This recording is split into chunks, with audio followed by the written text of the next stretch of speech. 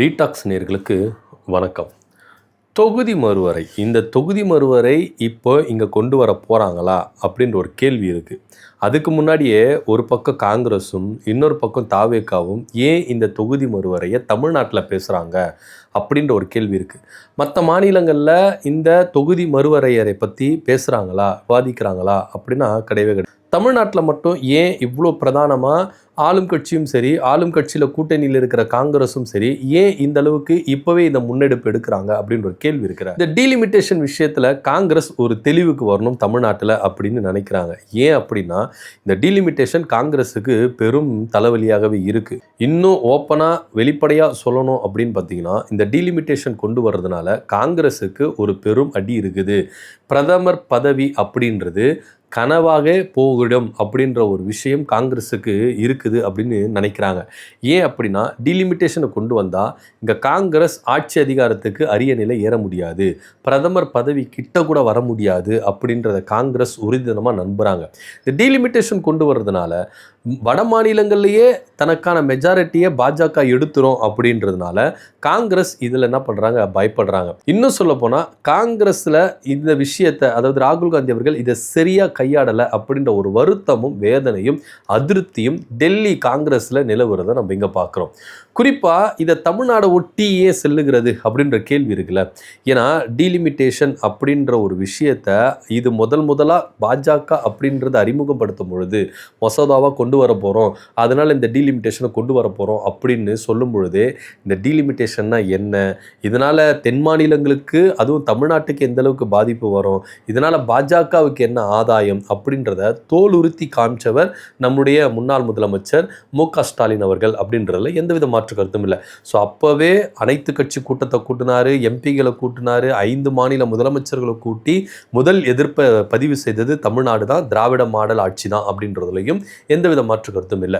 So அப்படி இருக்கும் பொழுது இப்போ காங்கிரஸ் ஏன் பயப்படுறாங்க, ஏன் அஞ்சுறாங்க அப்படின்னா, இப்போ காங்கிரஸ் திமுக கூட்டணி கிடையாது. அப்போ இருந்தாங்க, ரொம்ப ஸ்ட்ராங்காகவே எதிர்த்தாங்க. இப்போ அந்த கூட்டணி கிடையாது. ஸோ இதை ராகுல் காந்தி அவர்கள் திமுகவை தமிழ்நாட்டில் என்ன பண்ணார், கழட்டி விட்டது தான் காரணம் அப்படின்னு பார்க்க வேண்டிய ஒரு விஷயமா இருக்குது. ஸோ அப்போத்திலிருந்து இப்போ வரைக்கும் திமுக இந்த டீலிமிட்டேஷனில் ஒரே ஒரு விஷயத்தை மட்டும் என்ன பண்ணுறாங்க, முன்வைக்கிறாங்க. ஃபேர் டீலிமிட்டேஷன் அப்படின்ற ஒரு விஷயத்தை என்ன பண்ணுறாங்க, முன்வைக்கிறாங்க. அதாவது தொகுதி மறுவரை அப்படின்றது பார்த்தீங்கன்னா கன்ஃபார்மாக ஒவ்வொரு மாநிலத்துக்கும் தேவை. அதன் அடிப்படையில் நீங்கள் மக்கள் தொகை கணக்கெடுப்பின்படி நீங்கள் என்ன பண்ணக்கூடாது, நடத்தக்கூடாது. ஏன்னா மக்கள் தொகையை கண்ட்ரோலில் வைத்தது தென் மாநிலங்களில், அதுவும் தமிழ்நாடு ஒரு முக்கிய பங்காக வகிக்குது. அப்படி இருக்கும் பொழுது நீங்கள் அதன் அடிப்படையில் நீங்கள் தொகுதி மறுவரையறை டீலிமிட்டேஷனை கொண்டு வந்தீங்கன்னா அது தமிழ்நாடு பாதிக்கப்படும், தென் மாநிலங்கள் பாதிக்கப்படும். அதனால பர்சன்டேஜ் ரேட்ஸில் நீங்கள் என்ன பண்ணணும், இந்த டீலிமிட்டேஷனை கொண்டு வரணும் அப்படின்னு கடந்த மசோதாவை கொண்டு வரும் பொழுது இந்த கருத்தை முன்வைச்சாங்க. ஆனால் அப்போ அது வாய்மொழியாக பாஜக தரப்புலேருந்து சொல்லப்பட்டாலும் அந்த மசோதாவில் இடம்பெறலை. அதனாலேயே எதிர்த்து வாக்களித்து அந்த மசோதாவை ஃபெயிலியர் ஆக்குனாங்க எதிர்கட்சிகள்லாம் ஒன்றா சேர்ந்து. ஆனால் இப்போது பாஜக என்ன பண்ணுறாங்கன்னா, அதாவது மக்கள் தொகையின் அடிப்படையில் இல்லாமல் பர்சன்டேஜ் கணக்கில் இதை நாங்கள் என்ன பண்ணுறோம், டீலிமிட்டேஷனை கொண்டு வரோம். கிட்டத்தட்ட 50% அப்படின்றத பாஜக என்ன பண்ணுறாங்க, கொண்டு வராங்க. ஒருவேளை அப்படி கொண்டு வந்தாங்கன்னா 543 நாடாளுமன்ற உறுப்பினர்கள் இருக்கிறாங்க இந்தியா முழுக்க. ஸோ இது 50% கொண்டு வரும்பொழுது அப்படியே 816 மாறுறதுக்கான வாய்ப்புகள் இருக்குது அப்படின்னு ஒரு பக்கமும். அதே போல் தமிழ்நாட்டில் நீங்கள் எடுத்துட்டிங்கன்னா 39 தொகுதிகள் இருக்குது, இது 78 தொகுதியாக மாறுறதுக்கான வாய்ப்புகள் இருக்குது அப்படின்னும் அவங்களுடைய கருத்து சொல்லுது. ஒருவேளை இது 77% கம்மியானா கூட திமுக எதிர்க்கும் அப்படின்றதுல எந்தவித மாற்று கருத்தும் இல்லை. ஏன்னா தமிழ்நாட்டினுடைய மாநிலத்தினுடைய நலனுக்காகவும் உரிமைகளுக்காகவும் இது காம்ப்ரமைஸாக, நோ காம்ப்ரமைஸ் அப்படின்ற ஒரு அடிப்படையில் இவங்க என்ன பண்ணுறாங்க, ஃபேர் டீலிமிட்டேஷனு அவசியம் வேணும் அப்படின்னு ஒரு விஷயத்த என்ன பண்ணுறாங்க, வலியுறுத்துறாங்க. இப்போது திமுகவுடைய நிலைமை என்ன, திமுகவுடைய நிலைப்பாடு என்ன, திமுகவுடைய பல்ஸ் என்ன அப்படின்னு செக் பண்ணுறதுக்கு தான் காங்கிரஸ் தாவேகா மூலமாக ஒரு அழுத்தத்தை கொடுக்குறாங்க. அழுத்தத்தை கொடுத்து இங்கே அனைத்து கட்சி எம்பிகள் கூட்டத்தை தாவேகா கூட்டுறாங்க. இப்போ இது முக்கியமான பிரச்சனையா அப்படின்றதையும் நம்ம இங்கே பார்க்கணும். காவிரி நதிநீர் பிரச்சனையா, மேகதாது அணை பிரச்சனையா, இல்லை இதெல்லாம் தாண்டி தொகுதி மறுவரையறை ரொம்ப முக்கியமா அப்படின்னு பார்த்தா கிடையவே கிடையாது. ஏன்னா இப்போது நாடாளுமன்றத்தில் இருக்கிற எதிர்க்கட்சிகள் கொடுக்குற ஸ்டேட்மெண்ட் என்ன அப்படின்னு பார்த்தீங்கன்னா, இந்த கூட்டத்தொடரில் டீலிமிட்டேஷனை கொண்டு வரதுக்குன்னா வாய்ப்புகளே கிடையாது. வரப்போகிற குளிர்கால கூட்டத்தொடரில் கொண்டு வரதுக்கான வாய்ப்புகள் அதிகமாக இருக்குது அப்படின்னு பேசலாம். அப்போது அதுக்கு இன்னும் டைம் இருக்குது. ஸோ இப்போ என்ன மெயின் பிரச்சனை, முன்னுரிமை பிரச்சனை என்னவோ அதை பற்றி பேசுறதுக்கு இந்த அரசு நடவடிக்கை எடுத்ததா அப்படின்னா கிடையவே கிடையாது. நடக்க போகிற விஷயத்துக்கு இப்போவே வந்து என்ன பண்ணுறாங்க, இவங்க வந்து நடவடிக்கை எடுக்கிறாங்க. அதுக்குன்னு நடவடிக்கை எடுக்கக்கூடாதுன்னெலாம் நம்ம சொல்லலை. இப்போ என்ன கரண்ட் பிரச்சனை, இங்கே இருக்கிறத விட்டுட்டு வரப்போகிறத நம்ம என்ன பண்ணுறோம், அதுக்காக நம்ம போராடிட்டு இருக்கோம். கைக்கிட்ட இருக்கிறதுக்கு நம்ம விஷயத்தில் நம்ம போராட மாட்டேங்கிறோம், பேச மாட்டேங்கிறோம். இதுதான் திமுகவுடைய நிலைப்பாடாக இருக்குது. ஸோ இப்படி இருக்கும் பொழுது காங்கிரஸ் வந்து என்ன பண்ணுறாங்கன்னா, திமுகவுடைய நிலைப்பாடை தெரிஞ்சுக்கிறதுக்கு ரொம்பவே ஆசைப்படுறாங்க. ஸோ அதன் அடிப்படையில் தாவேகா மூலியமாக ஒரு அனைத்து கட்சி கூட்டத்தை, எம்பிக்கள் கூட்டத்தை நடத்துகிறாங்க. இந்த கூட்டத்தில் இவங்க கலந்துக்கல அப்படின்றத திமுக ரொம்ப தெளிவாக சொல்லிட்டாங்க. ஃபேர் டீலிமிட்டேஷன் அப்படின்னா ஓகே, அது நாங்கள் பண்ணுறோம், கன்ஃபார்மாக வந்து கலந்துக்கிறோம். ஆனால் நோ டீலிமிட்டேஷன் அப்படின்னா கலந்துக்க மாட்டோம் அப்படின்ற ஒரே விஷயத்தை திமுக தலைவர் மு க ஸ்டாலின் அவர்கள் ரொம்ப உறுதிப்படியாக சொல்லிட்டார். அப்போது இங்கே இவங்களுடைய நிலைப்பாடு என்ன அப்படின்னு பார்த்தீங்கன்னா, நோ டீலிமிட்டேஷன் அப்படின்றது உறுதிப்படுத்துறது.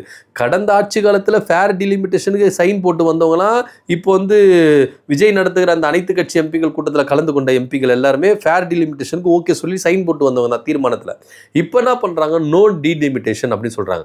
அந்த நோ டீலிமிட்டேஷன் ஏன் தமிழ்நாட்டில் மட்டும் சொல்கிறீங்க அப்படின்ற ஒரு கேள்வியும் இங்கே முன்வைக்கப்படுது.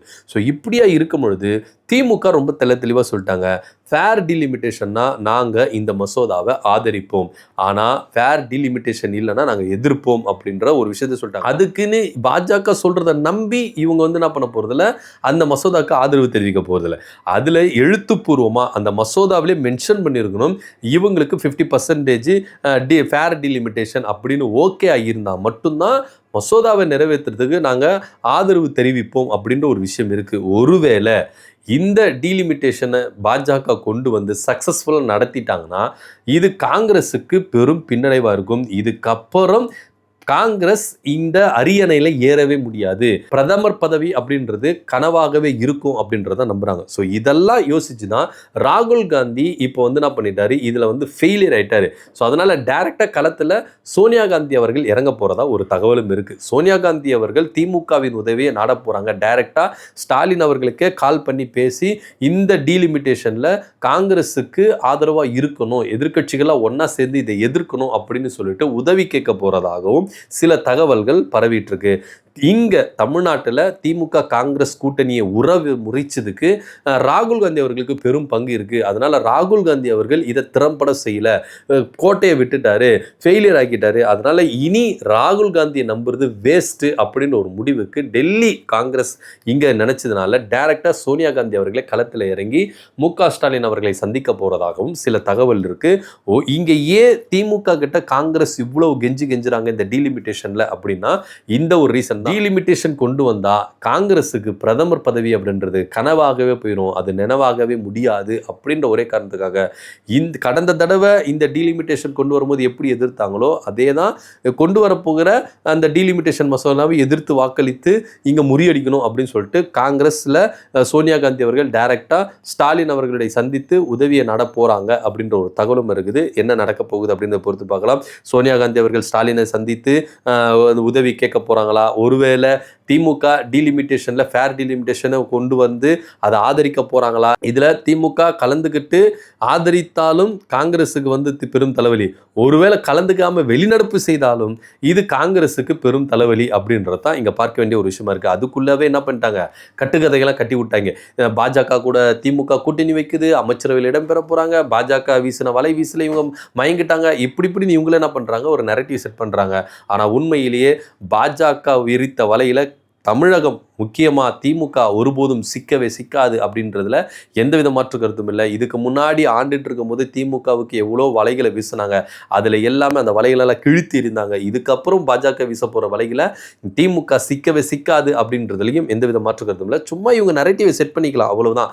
இங்கே திமுகவுடைய நிலைப்பாடு ஒன்று தான், ஃபேர் டீலிமிட்டேஷன் கொண்டு வந்து ஆதரிப்போம் இல்லாட்டி எதிர்ப்போம் அப்படின்றதுல ரொம்ப தெளிவாக இருக்கிறாங்க. பொறுத்திருந்து பார்க்கலாம் என்ன நடக்குதுன்னு. சோனியா காந்தி அவர்கள் திமுகவுடைய உதவி நாட போகிறாங்களா, ஸ்டாலின் அவர்களை சந்திக்க போகிறாங்களா, இல்லைங்க ஸ்டாலின் அவர்கள் சோனியா காந்தி அவர்கள் இறங்கி வரதுனால இவர் மனம் மாற போகிறாரா அப்படின்றத பொறுத்து பார்க்கலாம். இதை பற்றியோட கருத்தை நம்ம கமெண்ட் பண்ணுங்கள். நன்றி, வணக்கம்.